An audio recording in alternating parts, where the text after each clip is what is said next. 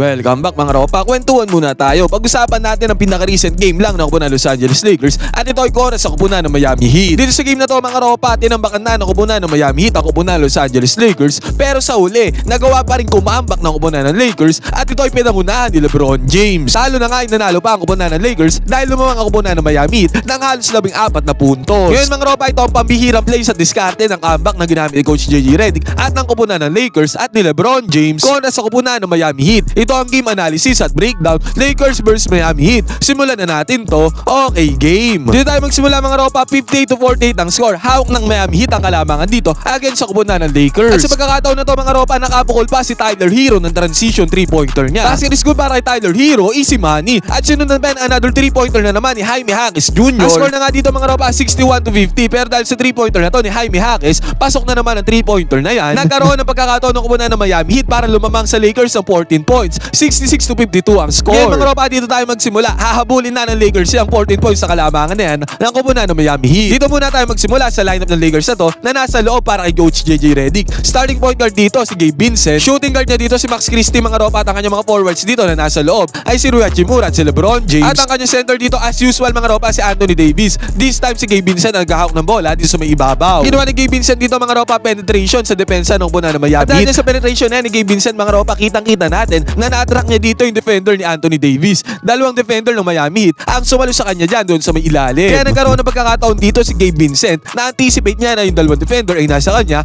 Pinasa niya yung bola dito kay Anthony Davis. Open na si Anthony Davis dyan. At ang resulta nito mga ropa, easy 2 points para kay Anthony Davis. Basket is good, easy money. At ito pa mga ropa, ang gandang play dito ang pinamala sa kupunan ng Lakers. Ang may hawak ng bola dito ay si Rui Hachimura dahil na-attract niya na din yung depensa dyan ng kupunan ng Miami Heat. Ang ginawa niya dito ay kinik out niya yung bola kay LBJ dito sa may top of the key 3-pointer. Sinubukan namang close out dyan ng kupunan ng Miami Heat pero inatake ni LBJ dyan ang depensa ng kupunan ng Miami. Again mga ropa, naka-zone defense dyan ng kupunan ng Miami Heat. Na-attract niya yung defender dito ng kupunan ng Miami Heat. At si Rui Hachimura mga ropa, nag-relocate na dito sa may right side corner 3-pointer. Pasa ni LBJ ng bola kay Rui Hachimura. At dahil nga ang depensa ng Miami Heat ay na-attract dito ni LBJ, susubukan sana close out ng Miami Heat dito against kay Rui Hachimura. Pero ang lupit ng ginawa dito ni Rui Hachimura mga ropa, peke lang ang kanyang ginawa. At dahil dyan nagkaroon siya ng open lane. Ang resulta nito, slam dunk para kay Rui Hachimura. Wala nang resistance sa nakadepensa dyan ng kupunan ng Miami Heat dahil nga sa ginawang opensa ni LeBron James at ni Rui Hachimura. At ang sumunod mga ropa, nagbintes ang tira dito ng kupunan ng Miami Heat. Transition offense naman dito ng kupunan ng Los Angeles Lakers. At bilis ang pinasa ni Austin Reeves yung bola kay LeBron James na nandun na agad sa may kabila. At ang nangyari dito mga ropa, nakapuntos ang 3-pointer sa LBJ. Palis dito ang depensa ng kupunan ng Miami Heat. Harap-harapan yan mga ropa, kaya ang long range bomb dito. Basket is good para LeBron James. Easy money ulit. At dahil sa sunod-sunod na puntos sa Lakers mga ropa, 71-67 na ang score.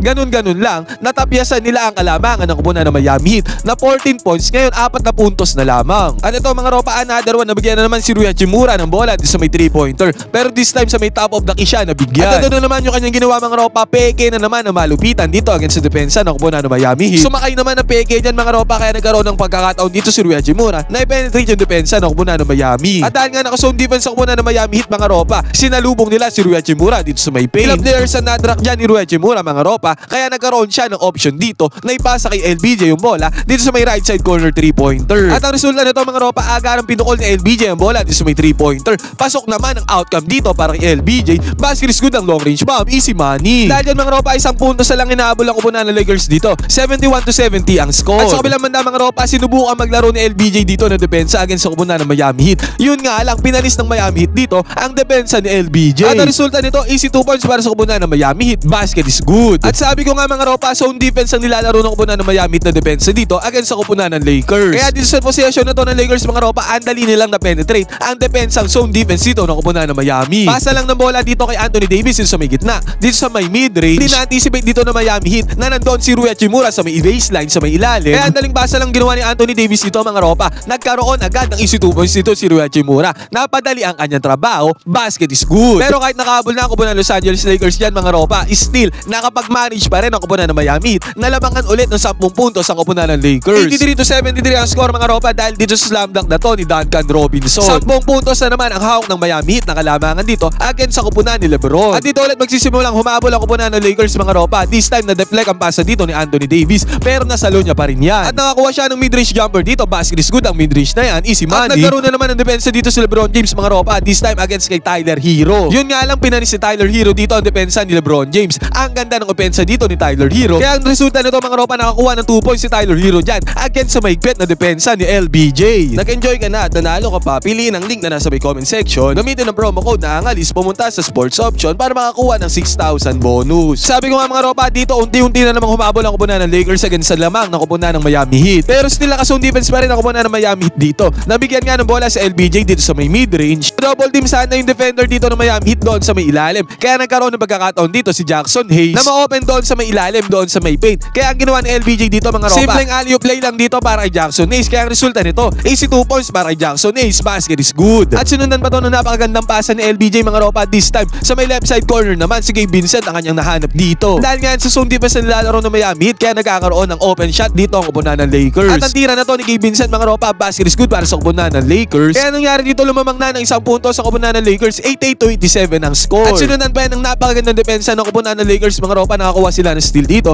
At ang resulta, outcome niyan, fast break ng kupunan ng Lakers sa pinangunahan naman ni Austin Reeves. Na-attract niya dito ang depensa ng kupunan ng Miami Heat sa may fast break. Pero sumusunod kasi sa likod niya dito si Jackson Hayes. Kaya ang ginawa ditong desisyon ni Austin Reeves, pinasa niya lang kay Jackson Hayes yung bola. Ang tendency outcome nito mga ropa, napadali ang trabaho ni Jackson Hayes. Easy 2 points agad ang kanya napundar dito. At dahil dyan mga ropa, 92-87 na ang score. Another good defense na naman nilaro ng Lakers dito. Nakakuha na naman sila ng steal. At ang tendency outcome na naman ito mga ropa, si Austin Reeves na naman ang nanguna doon sa may fast break. Pero sa pagkakataon na to mga ropa, kasabay niya si LBJ na tumakbo. Kaya ang resulta nito, alley-oop play Austin Reeves to LBJ. Basket is good, slam dunk para kay LeBron James, easy money. At dito na tayo dumako mga ropa, 103-101 score. Wala lang 5 minuto natitira dito sa game. Nakakuha pa ng right side corner 3-pointer dito si Rui Hachimura mga ropa, dahil hindi siya nabantayan na maayos dito na kumuna ng Miami Heat. At ang resulta nito mga ropa, easy money ang long range bomb para kay Rui Hachimura. Basket is good. At another one mga ropa, naging malamya nga ang depensa ng kumuna ng Miami Heat dito. Kung titingnan natin mabuti, walang kahigpit-higpit ang naging depensa nila dito sa may ibabaw. Lumamando ng bola dito mga ropa sa LBJ, pasa niya dito kay Austin Reeves. Sa may balik lang ng bola ni Austin Reeves dito kay LBJ. At ang resulta na nito mga ropa, nakatira na sa LBJ sa may top of the key 3-pointer. At ang outcome niyan, pasok ang 3-pointer na to ni LeBron James.